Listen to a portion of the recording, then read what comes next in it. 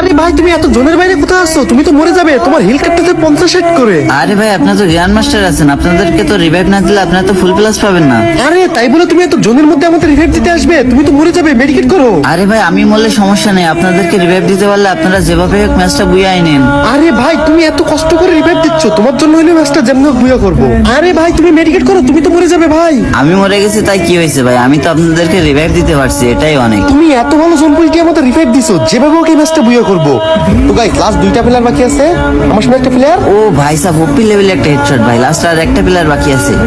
A few moments later. আর guys last একটা player মাত্র কিন্তু আমার 2টা টিমমেট মরে যায়, কারণ ওই প্লেয়ারটা নাকি হ্যাকার ছিল।